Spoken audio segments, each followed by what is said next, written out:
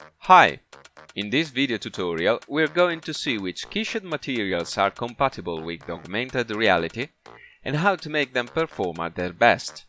We will also indicate which materials to avoid for browser and AR viewing. Among exportable materials which perform best in AR, we find metals, paints, rubbers and plastics, both glossy and matte. All materials based on textures such as marble, wood and fabrics, transparent materials, and finally special materials such as flats, emissives and wireframes. Now let's see how to maximize the aesthetic result. When exporting from Keyshot, activate the check of ambient occlusion. If necessary, change the DPI and samples parameters. The DPI parameters indicates the resolution of the texture and must be set according to the size of the object. The smaller the object, the higher the DPI number must be. The samples parameter indicates the noise present in the texture. A higher value will produce a better texture, but will take longer to compute. On the left, we can see how ambient occlusion increases the realism of the object.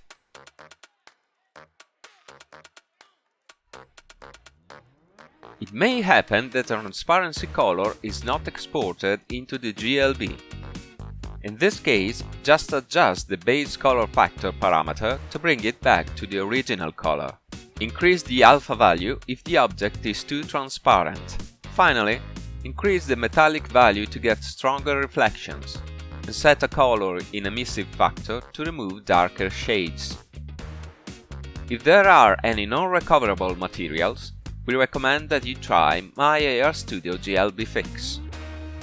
A simple useful tool to automatically fix the most common problems of GLB files. Link in description. Since Keyshot and AR engines use different rendering algorithms, the result might not be perfectly identical.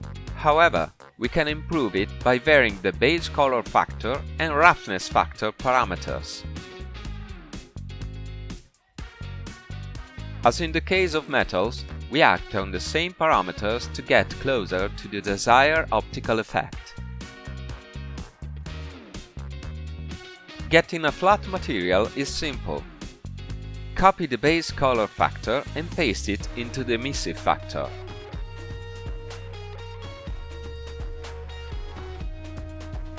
Raise both the metallic and roughness values to 1.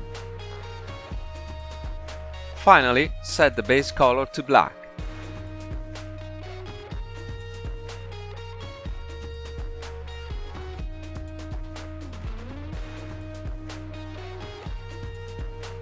For wireframes, it is very important when exporting to have very high DPI to get good details. For example, we have used 2000 DPI here. At this point, what remains to be done is to correct the color and bring it to the desired blue.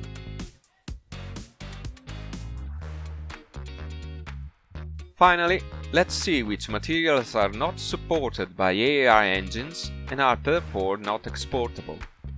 All those that contains iridescent colored reflections, colors that vary according to the orientation of the surface, such as velvet, optical effects such as refraction and translucency, and all those that alter the geometries, such as bubbles, threads, hairs, etc. Thanks for watching this video tutorial. I remind you to subscribe to our channel not to lose any news. And I invite you to watch our videos for more information about My AR Studio.